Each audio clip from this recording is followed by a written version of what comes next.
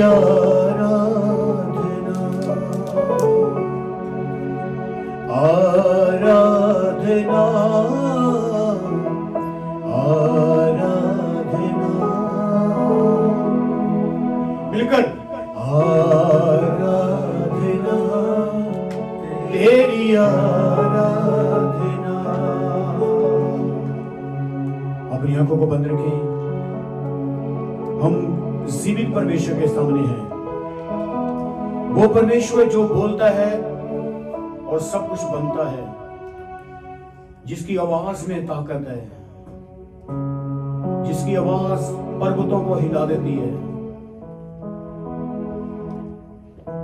उसके प्रति अपने आप को समर्पित कर दे। इस समय मैं चाहता हूं उसके आदर के लिए अपने स्थानों में खड़े हो जाएं। अपनी रूह को, अपनी बॉडी को उसके हाथ में सौंप दें। Hallelujah hallelujah. अपने हाथों को स्वर्ग की ओर अपने यहोवा परमेश्वर को दिखाएं। उसको बोले आराधना आराधना आराधना तेरी आराधना। मेरे प्रियो, यही वो मकसद है खुदा का जिसके लिए हम बनाए और बुलाए गए हैं। उसकी आराधना करना। बोले मैं तेरी रचना, उसने हमें बनाया है, तेरे विच वस दिया, तेरी उंगली फड़ के तेरे संग चल दिया। मैं तेरी रचना, हाँ खुदावन, मैं तेरी रचना, तेरे विच वस दिया, तेरी उंगली। हालेलुया। आराधना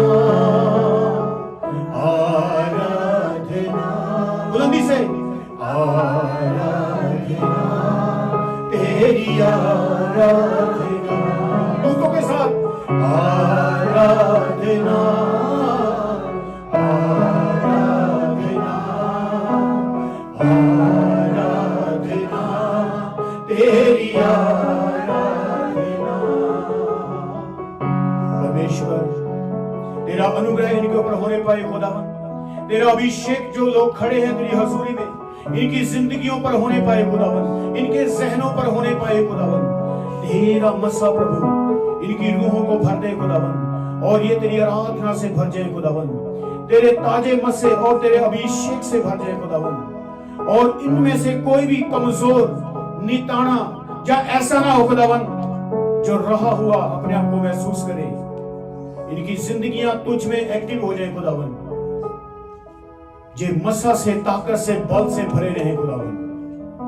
जितनी देर हम वचन सुने, तेरा कलाम इनको बांध के रखे खुदावन। ये वचन इनकी जिंदगियों में 100 गुना बरकत लेकर आए।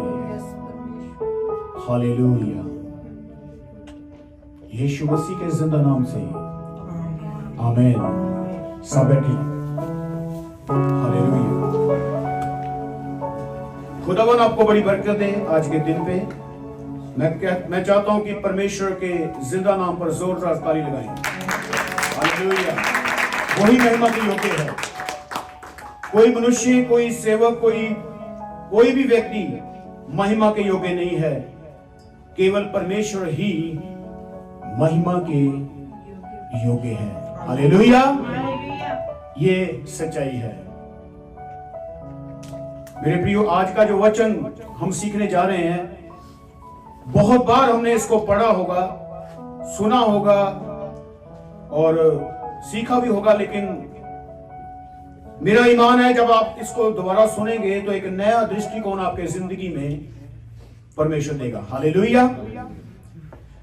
आज का जो टॉपिक सीखने का रहेगा वो रहेगा नम्र बनो, बरकत पाओ। बोलो हालेलुया। क्या बनो? नम्र बनो और बरकत को पाओ।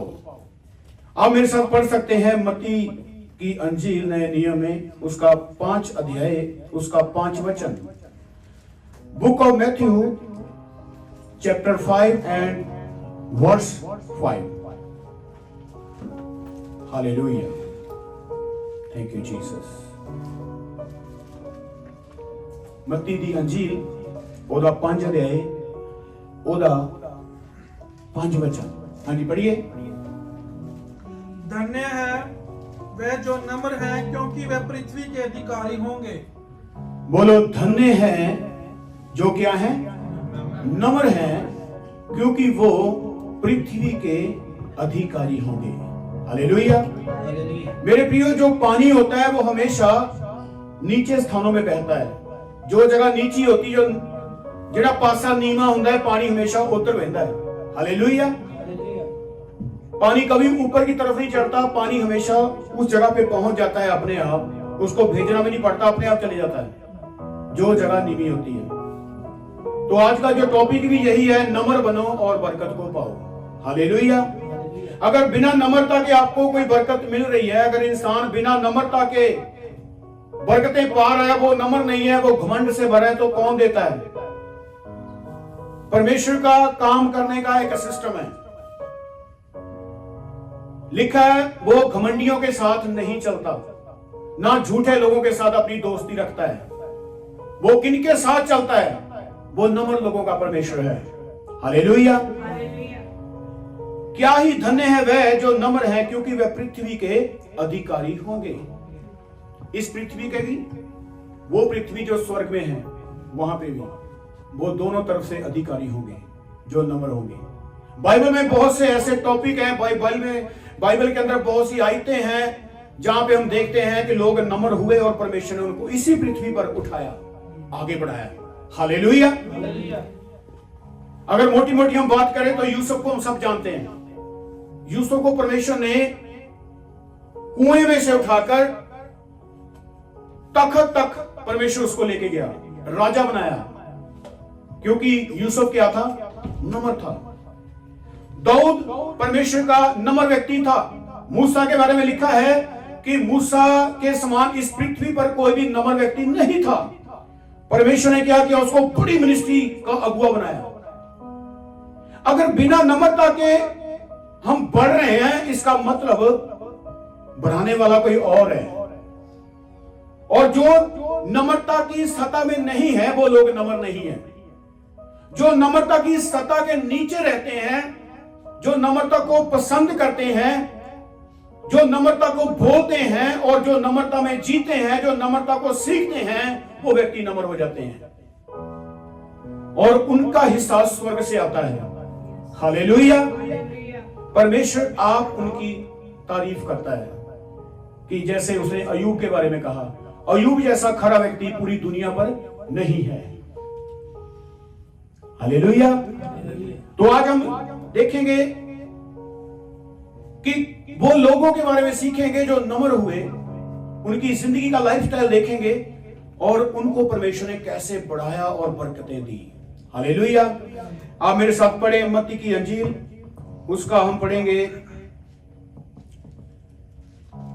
14 अध्याय, मत्ती की अंजील उसका 14 अध्याय, उसका 16 वचन, 17, 18, 19, 20। हाँ पढ़िए। पर यीशु ने उनसे कहा, हाँ, उनका जाना अवश्य नहीं, हाँ, तुम ही इन्हें खाने को दो। उन्होंने उससे कहा, यह हमारे पास 5 रोटी और 2 मछली को छोड़ और कुछ नहीं है। हाँ, उसने कहा, उनको यहाँ मेरे पास ले आओ।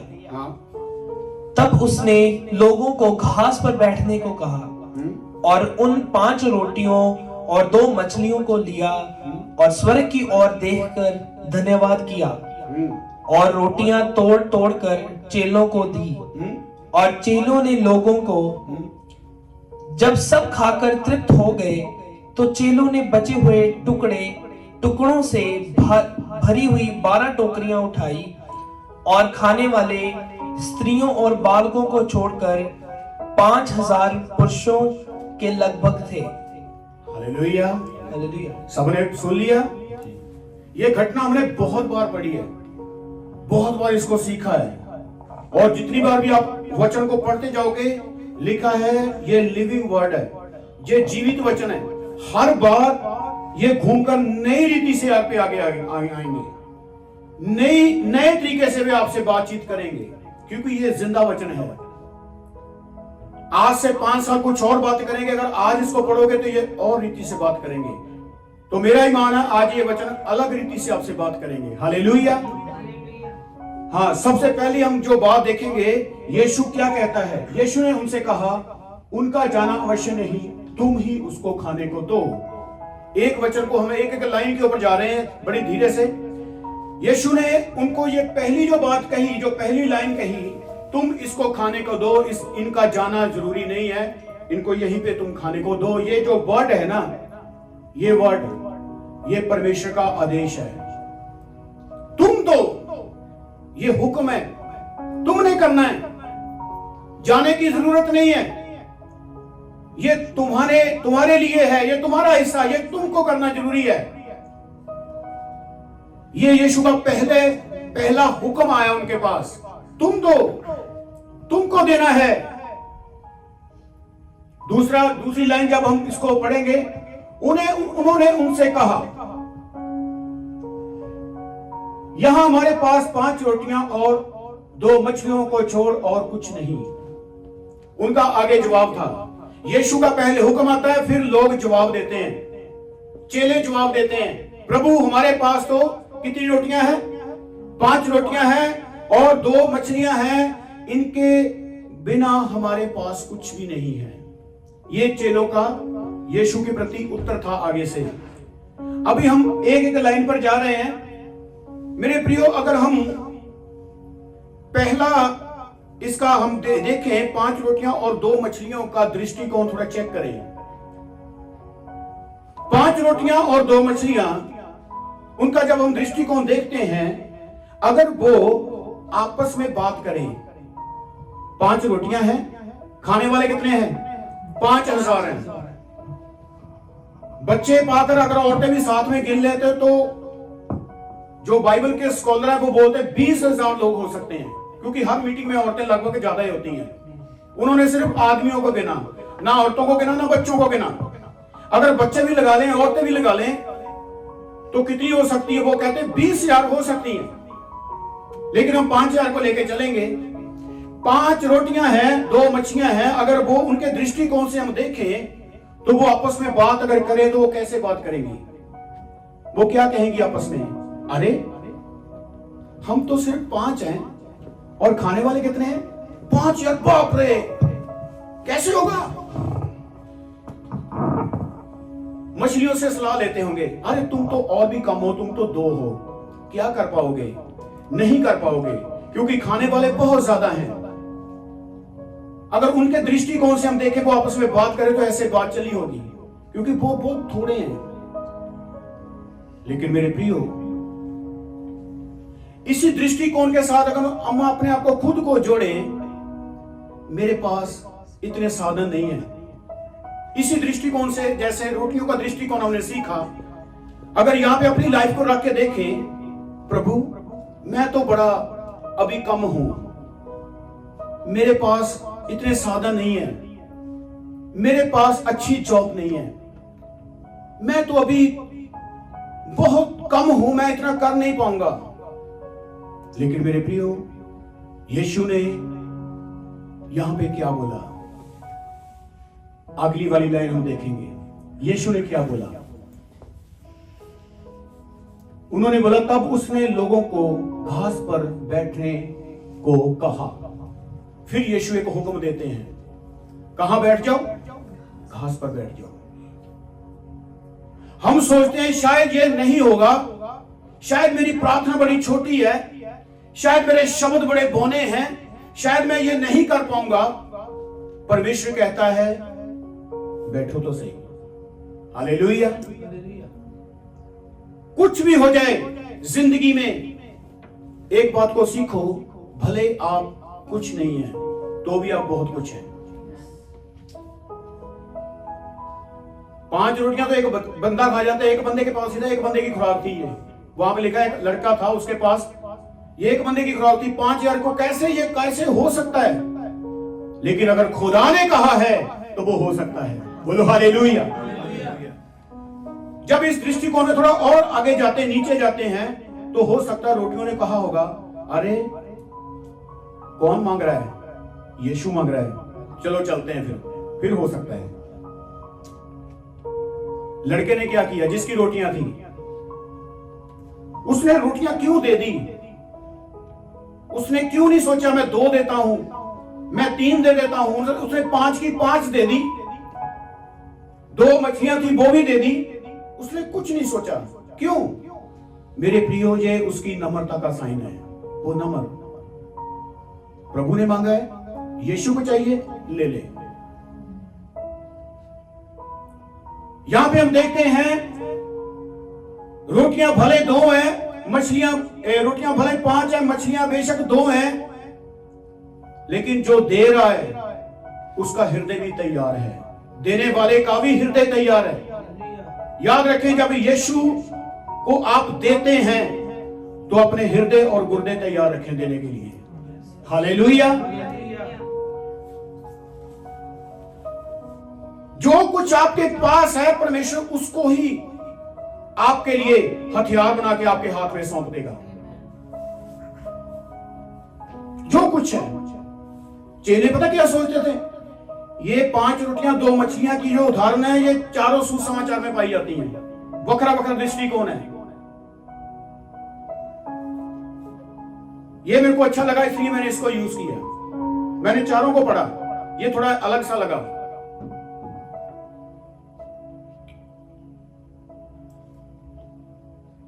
जब यीशु के हाथ में रोटियां गई तो यीशु ने क्या किया?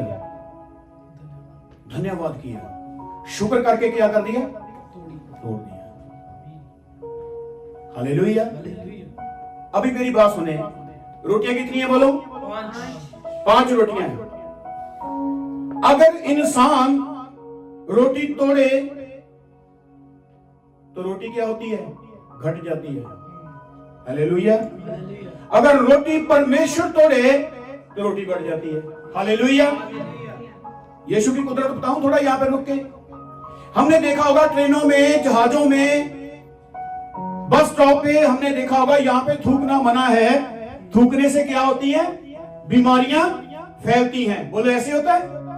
बोलो ना सही। वो हुंदा कि नहीं हुंदा? थूकने से क्या होता है जी?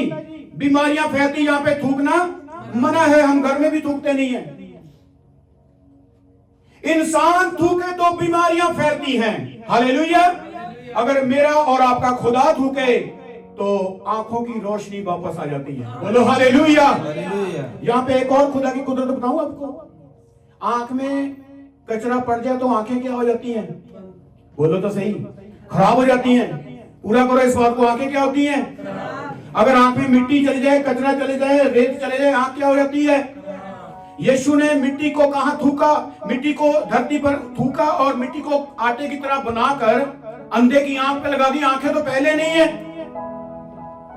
अगर डॉक्टर की एंगल से आप देखें, डॉक्टर के दृष्टिकोण से देखें, वो बोलेगा आंखों का ध्यान रखो, आपकी तो आंखें नहीं है। अभी यीशु आंखें नहीं है। यीशु क्या करता है? ट्यूब लगाते हैं आंखों में। वो अद्भुत युक्ति करने वाला परमेश्वर है। बोलो हालेलुया। डॉक्टर बोलेगा अगर थोड़ी सी आंख में दर्द होती, वो बोलेगा सेफ्टी रखो आंखों में, चश्मा लगाओ, ये ड्रॉप लगाओ, ये मेडिकल, ये यहां जाओ, ये हॉस्पिटल में चले जाओ, ऐसे बताएंगे डॉक्टर। याद रखें, जिस परमेश्वर का आप वचन सुनते हैं, आंखों की अगर रोशनी नहीं भी है, पीछे आगे से लाइट बंद हो चुकी है, अगर यीशु थूकेगा, मिट्टी को लगाएगा, बंद आंखें भी खुल जाएंगी। हालेलुया। इंसान थूके तो प्रॉब्लम आती है। इंसान की आंख में मिट्टी चले जाए तो प्रॉब्लम आती है। अगर यीशु के हाथ से टच होकर मिट्टी भी अगर आंखों में लग जाए ना, तो रोशनी आ जाती है। बोलो हालेलुया। तो यहां पे तो 5 रोटियां 2 मछलियां हैं।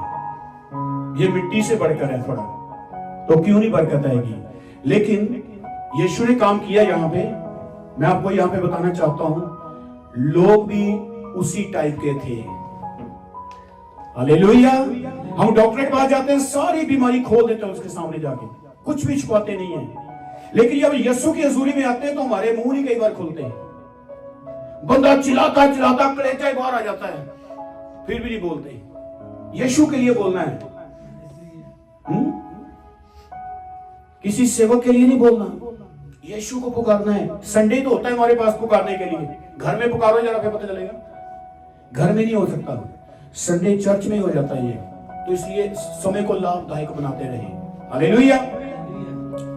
मेरे प्रियो, आगे वाली लाइन को जब हम पढ़ेंगे, उसने लोगों को क्या बोला? घास पर बैठ जाओ। यहां पे आपको एक भी ऐसा व्यक्ति नहीं मिलेगा जो कहेगा मैं क्यों बैठूं घास पे, मेरा इतना टैलेंट है, मैं घास पर बैठूं, मैं कैसे बैठ सकता हूं, नीचे बैठूं। कोई सवाल नहीं किया, चुपचाप घास पर बैठ गए। ये नम्र लोग हैं। जैसा जैसा यीशु बोल रहा है, अगर कोई व्यक्ति वैसा वैसा कर रहा है, वो व्यक्ति नम्र है। नम्र व्यक्ति बनने के लिए आपके गले में वो बड़ा बोर्ड नहीं लगाना, मैं नम्र हूं, देखो मैं नम्र हूं, ऐसे नहीं करना, देखो देखो मेरी तरह मैं नम्र हूं। नम्रता आपका चरित्र है, आपकी चाल चलन है। जैसे जैसे हुक्म मिला, पहले लड़के को हुक्म मिला, ले आवी रोटी, दे दी, नम्र व्यक्ति। दूसरा, लोगों को बोला बैठ जाओ, बैठ गए, कोई शोर शराबा नहीं है, सब बैठ गए। यहां पे अगर आप इसको दूसरे सुसमाचारों में पढ़ेंगे तो ये कितने दिन से यीशु के पीछे चल रहे थे? 3 दिन से भूखे प्यासे चल रहे थे, केवल वचन से तृप्त हो रहे थे। अभी 3 दिन का बंदा भूखा है, खाने के लिए क्या करेगा?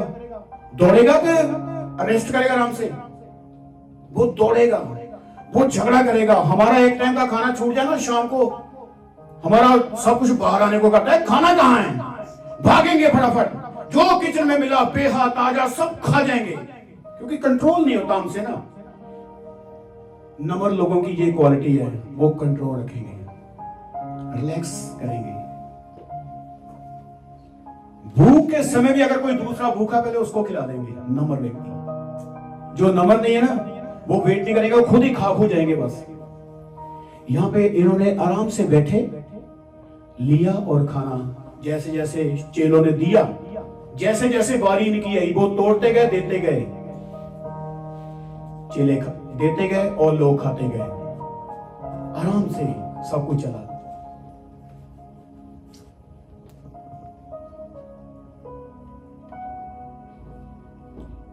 हालेलुया। इसका 18 पढ़ना, 19 पढ़ना, 19।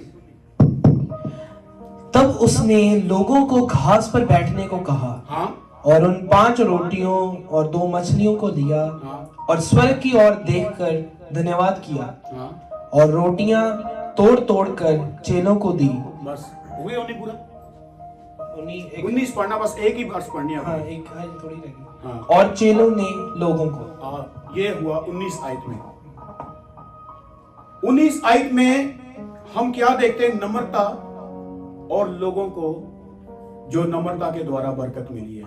लोगों ने हुक्म माना, नम्र रहे, बैठे, यीशु ने दिया और लोगों ने खाना शुरू कर दिया।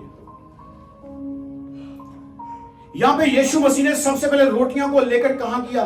उठाया और शुक्र किया। नम्र व्यक्ति हमेशा प्रार्थना करके खाना शुरू करेगा, चाहे वो घर में है, रिश्तेदार में है। ऐसे रिश्तेदारों में भी है जो यीशु को नहीं मानते, वहां पर भी बोलेगा मेरा ये पर्सनल मैटर है, मैं छोटी सी प्रार्थना करूंगा। वो दूसरों के सामने नमूना बनेगा, वो दुआ करके करेगा, परमेश्वर को आगे रख के चलेगा। उसने, यीशु ने शुक्र किया, तोड़ी और बांटी, और लोगों ने क्या कर दिया? खाना शुरू कर दिया। यहां पे भी एक पॉइंट है मेरे प्रियो, रोटियां अगर नहीं टूटती अगर रोटियां सख्त हो जाती, हमने तो टूटने नहीं है, तो लोग कैसे तृप्त होते हैं? लोग कैसे खाते? बोलो, खाते नहीं। अगर आपने पेट भरना है, आंतड़ियां भरनी है, तो रोटी को तोड़कर ही खाया जाता है। आज हम बढ़ना चाहते हैं, यीशु में तृप्त होना चाहते हैं, लेकिन टूटना नहीं चाहते। बड़ी बड़ी बरकतों को लेने के लिए हमें टूटना पड़ेगा। जितना बड़ा आप मसीह में बढ़ना चाहते हैं, उतना ही आपको डाउन टू अर्थ होना पड़ेगा, टूटना पड़ेगा, नीचे जाना पड़ेगा। आज हर कोई बढ़ना चाहता है, लेकिन टूटना कोई भी नहीं चाहता। हर एक की प्रार्थना ये है, परमेश्वर मेरे को बढ़ा दे, मेरे को बरकत दे दे, मेरे को वीजा दे दे, मेरे को कंट्रियां दे दे, मेरे को पैसा दे दे। आजकल तो गाना चली जाता है, गड्डी दी यीशु ने, गड्डियां दे दे, पर कोई नहीं कहता परमेश्वर मेरे को नमन कर दे, तोड़ मेरे को। जो चीज मेरे को पसंद नहीं है वो मेरी जिंदगी से चली जाए। त्याग, तोड़ना अपने आप को, टूटना कोई नहीं चाहता। दाऊद पता है क्या कहता है? कहता है, हे परमेश्वर मेरी चाल चलन की क्या कर, चौकसी कर, मैं कैसे चलता हूं, क्योंकि मेरा पाप मेरे सामने रहता है। वो तोड़ता है अपने आप को। तू मेरा उठना और बैठना दूर ही से समझ लेता है, तू जानता है मेरे को।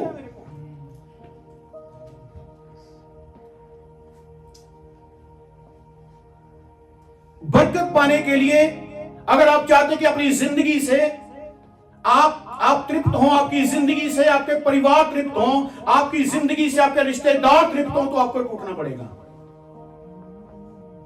तोड़ेगा कौन? चेलों ने नहीं तोड़ी। किसने तोड़ी? यीशु ने तोड़ी। तोड़ेगा यीशु। कैसे तोड़ेगा? कलाम के द्वारा, यीशु के हाथ में पड़ जाए। आज कौन ये बात कहता है कि परमेश्वर मुझको अपने हाथों में ले ले और तोड़ दे, जैसा तू चाहता वैसे बना दे? कौन चाहता है? 5 रोटियां ही यहां पे क्यों थी, ये भी हम आगे जाके सीखेंगे। 5 रोटियों का क्या भेद हो सकता है?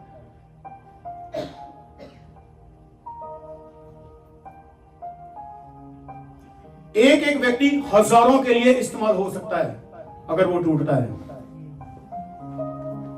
हालेलुया।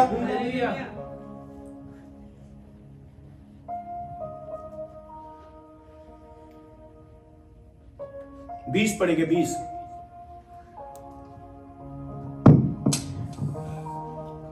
जब सब खाकर तृप्त हो गए, हाँ तो चेलों ने बचे हुए टुकड़ों से भरी हुई 12 टोकरियां उठाई। हाँ, बोलो हालेलुया। हालेलुया। खाकर लोग तृप्त हो गए, बरकत लगातार आई जा रही है, और टोकरियां कितनी भर गई?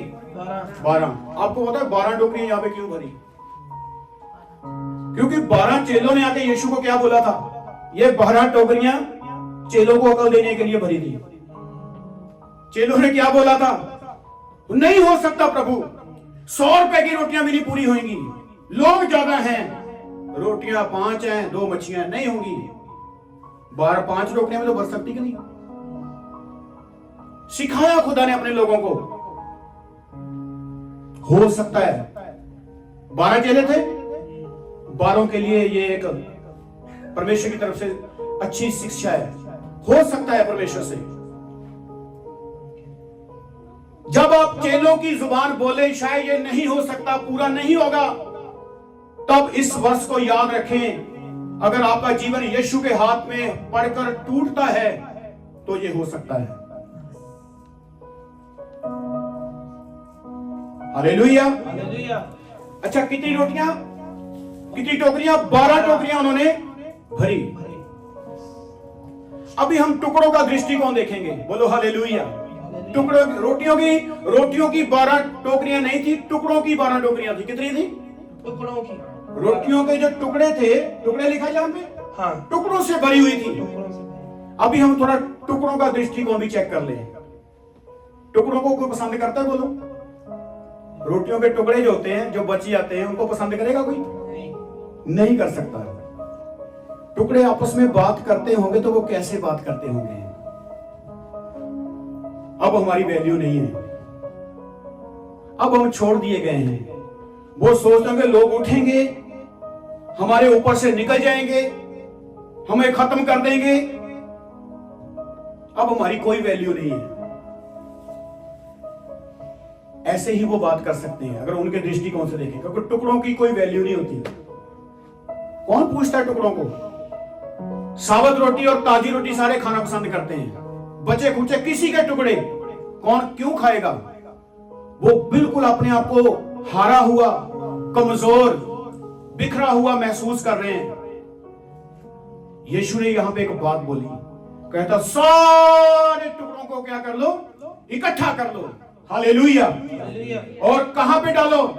टोकरियों में सेव कर लो, कुछ भी खराब ना हो, ऐसे लिखा है, कुछ भी खराब ना हो, सबको इकट्ठा कर लो।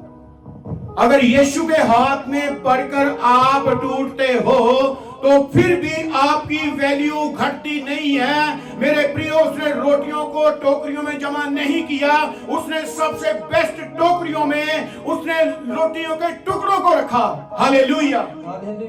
बेशक वो महसूस करते होंगे हम हार चुके हैं, हमारा यहाँ पे जीवन चेक कर रहे हैं। कई बार हम भी टुकड़ों के समान हो जाते हैं। प्रभु टूट चुका हूं, कौन मुझे पूछेगा? क्या मेरी वैल्यू हो सकती दोबारा? पाप ने मेरे को तोड़ दिया है, बुराई ने मेरे को तोड़ दिया है, कौन मेरे को पूछेगा? मेरे प्रियो, अगर आप यीशु को पुकारते हैं तो यीशु टुकड़ों का भी इस्तेमाल करना जानता है। हालेलुया। यहां पे मैं एक बात आपको बोलना चाहता हूं, जो व्यक्ति जीत के आता है उसका सारे सम्मान करते हैं। बोलो क्या करते हैं जी? उसका सम्मान होता है। हमारे इंडिया के रेसलर द ग्रेट खली को कितने लोग जानते हैं? हम सब जानते हैं ना। जब पहली बार उसने वो जीत के आया तो दिल्ली एयरपोर्ट से लेकर जलंधर तक सिक्योरिटी पूरी टाइट थी, उसके आदर के लिए लोग खड़े थे, क्योंकि वो क्या करके आया जी? जीत के आया। हमारे घर के उधर पास ही है, 1 किलोमीटर का फर्क होगा।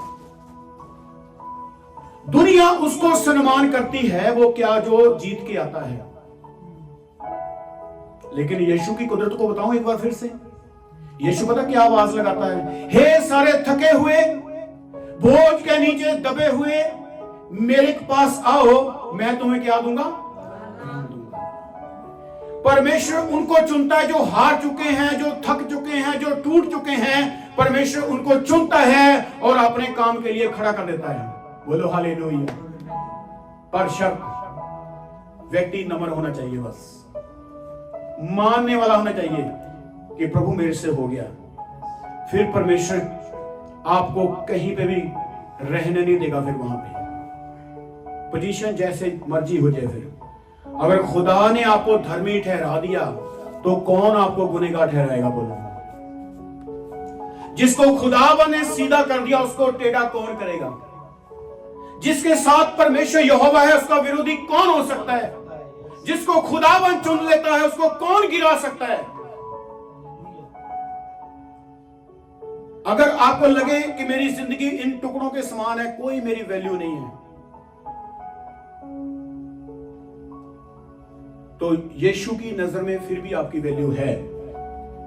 उसने आपको छोड़ा नहीं है।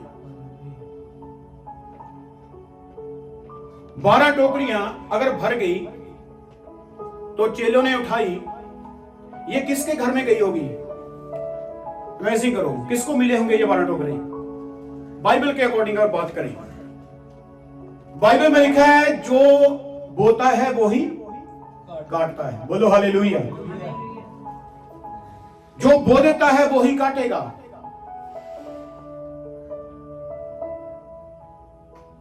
सिर्फ रोटियां लिखी हैं यहां पे, अगर इसकी और डिक्शनरी चेक करें तो मछलियां भी बची होंगी। गहरा है ये।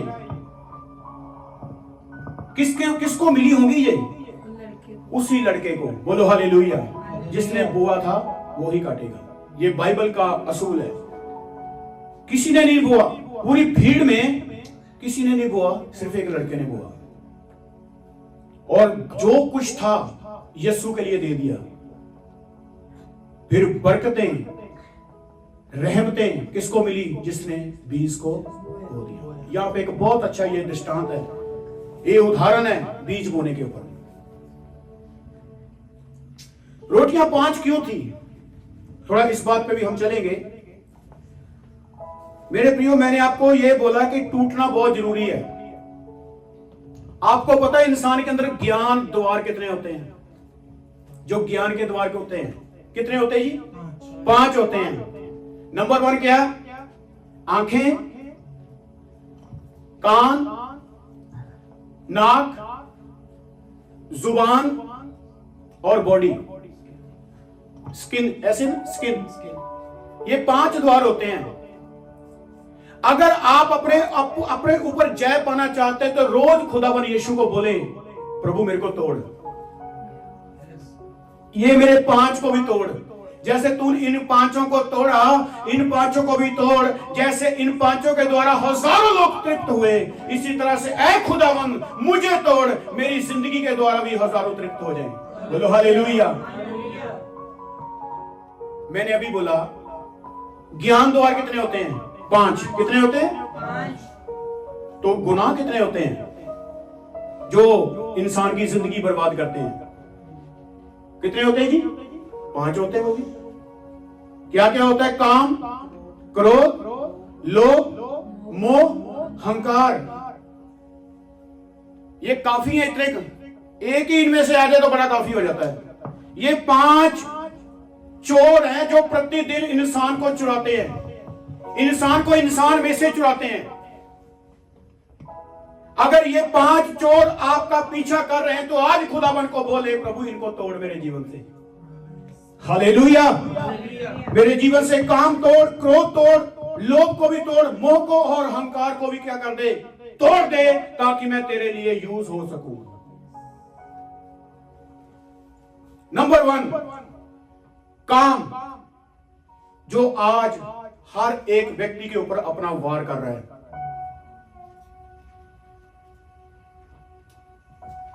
क्या मैं सही कर रहा हूं, गलत कह रहा हूं? बोलो। उसका प्रेशर हर एक व्यक्ति का पीछा कर रहा है, बचे रहिए। दूसरा क्रोध। ये क्रोध आज बढ़ता हुआ हम आम देख सकते हैं। आम घरों में, परिवारों में लोग अपने ओहदे के लिए लड़ते हैं, क्रोध करते हैं, गुस्सा करते हैं। अब तो यहां तक पहुंच गया, ये कलीसियाओं में भी प्रवेश कर गया। शरेआम कलीसियाओं में लोगों की पिटाई हो रही है। क्या काम कर रहा है? क्रोध। यीशु की जिंदगी में बहुत से ऐसे लोग आए जिन्होंने यीशु को परेशान किया थोड़ी समय के लिए। क्या यीशु ने उनको मारा? नहीं, क्योंकि यीशु का जीवन एक विजयी जीवन था। हम एक दूसरे को बोलते हैं अक्सर जय मसीह की। क्या बोलते हैं? जय मसीह। जय मसीह की तो है, पर जय हमारी कब होगी? जय का मतलब होता है विजय। यीशु विजय है, यीशु जयवंत है। हम कब होंगे? क्रोध यहां तक पहुंच चुका है कि वो कलीसियाओं में झगड़े हो रहे हैं। पड़ोसी के खिलाफ हो रहा है, झगड़ा कर रहा है। ओहदे के लिए झगड़े हो रहे हैं। मुझे पूछा नहीं, मुझे जाना नहीं, मेरे को किसी ने पूछा नहीं, झगड़े हो रहे हैं। कलीसियाओं तक पहुंच चुका है। लोभ का इतना असर है कि लोगों ने आज वचनों को ही बेचना, और यहां तक कि खुदा के अनॉइंटिंग बातों को जो फ्री में है उनको भी बेचना स्टार्ट कर दिया है। 1-1 लाख रुपए का मसा किया हुआ हैंकी बिक रहा है। हैंकी, सोच रहे हैं इस बात को? लोभ, बाइबल कहती है लोभ मूर्ति पूजा के समान है। लोभ क्या है? मूर्ति पूजा। जो बुत प्रस्ती नहीं करता, जो मूर्ति की पूजा नहीं करता, अगर वो लोभ करता है, दोनों एक जैसे हैं। वो फिर भी है, वो मरा हुआ नहीं है।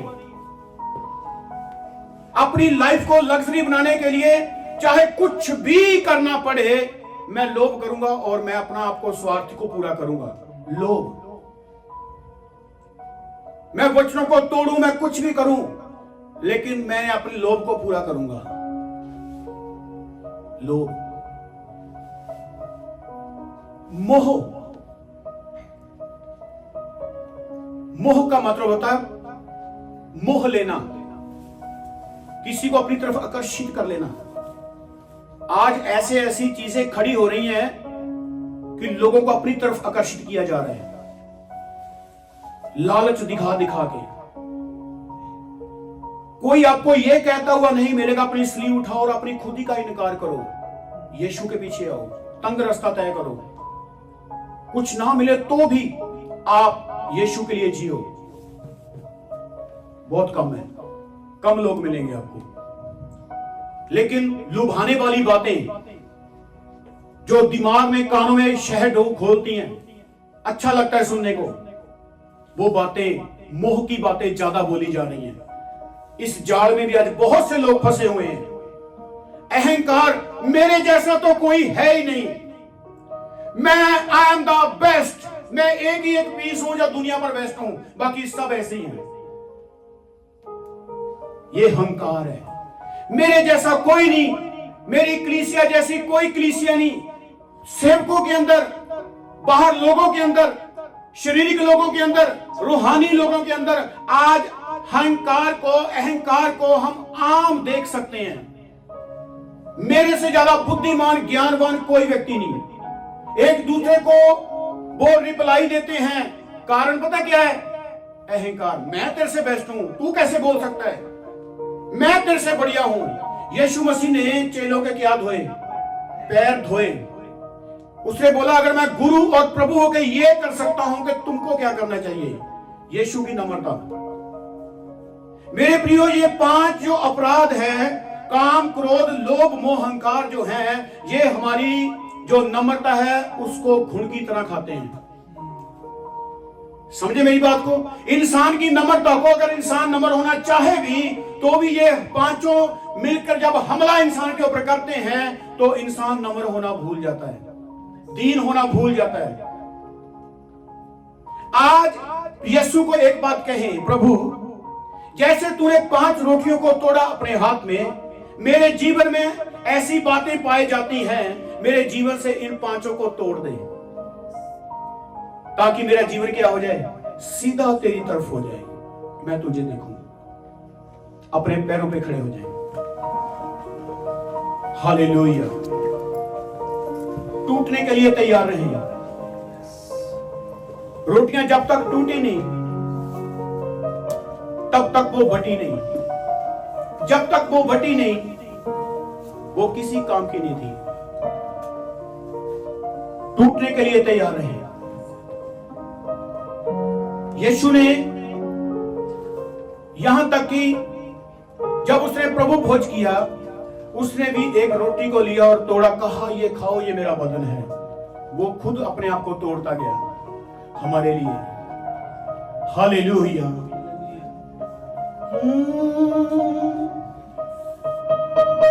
यीशु मसीह तेरा प्यार है,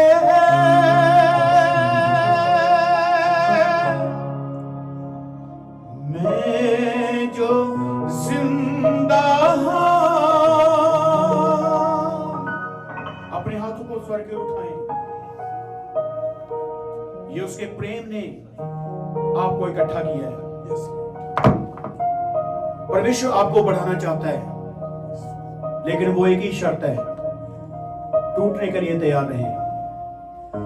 जो बातें आपको अच्छा लगती हैं, आपको मजा देती हैं, आपको आनंद देती हैं, खुदावन को कहें प्रभु ये बातें मेरे से टूटे। जैसे जैसे यीशु बोलता गया, लोग वैसे वैसे करते गए, तो क्यों ना ऐसे लोग बरकत पाएंगे। हम भी जैसे जैसे यीशु बोलता है, अगर वैसे वैसे अपनी जिंदगी जिएंगे, फिर क्यों ना हम बरकत पाएंगे, क्यों ना हम आगे बढ़ेंगे,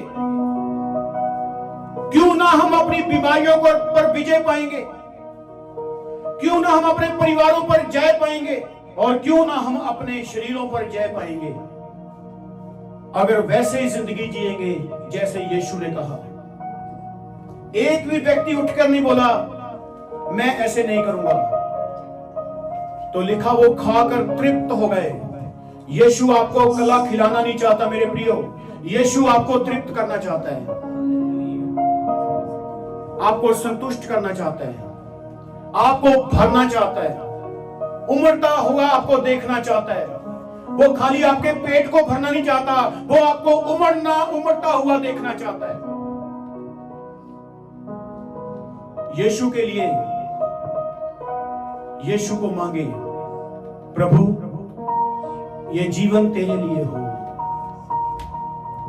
धन्यवाद के साथ प्रभु की महिमा करें। अपने हाथों को स्वर्ग की ओर उठा के, परमेश्वर मैं तेरा धन्यवाद करता हूं, मुझसे वो बातें जाती रहे खुदावन, जो बातें खुदावन बेकार और निकम्मी है खुदावन, वो बातें मुझसे जाती रहे खुदावन। मेरे परमेश्वर वो बातें मुझसे खत्म हो जाएं, मुझे तोड़ ताकि मैं तेरी ओर बढ़ सकूं। हालेलुया। तन में कुबत नहीं, मन भी मैला सा है, ऐ खुदावन खुदा आ मुझे थाम ले। भारी भारी बदन उखड़े उखड़े से मन, अपने अपने नहीं खुल गए सब भरम। रहम कर माफ कर, रूके बसा से भर, ऐ शाहे दो जहां। उसको कहें आ मुझे थाम ले। तन में कुवत नहीं, हाथों को उठाकर, मुझ में कुवत नहीं है। मैंने बहुत बार सोचा कि विजय पाऊं, जय पाऊं, लेकिन यार क्या करूं खुदावन, मैं फिर से फंस जाता हूं। फिर से ये 5 मेरे दुश्मन मेरे को गिरा देते हैं।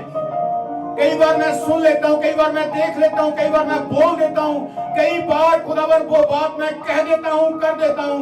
ये 5 दुश्मन हर रोज बदल बदल कर मेरे ऊपर हमला करते हैं।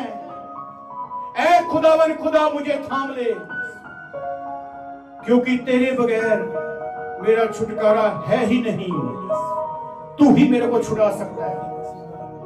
अपने हाथ को स्वर्ग की ओर उठा के, प्रभु मुझे थाम ले, मुझे थाम ले मेरे परमेश्वर। मेरा जीवन तेरे हाथ में रहे, मुझे थाम ले,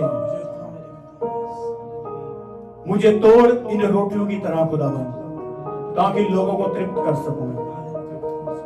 मेरे प्रियो, वो कुदरत का मालिक है, वो आपको भरेगा। हालेलुया।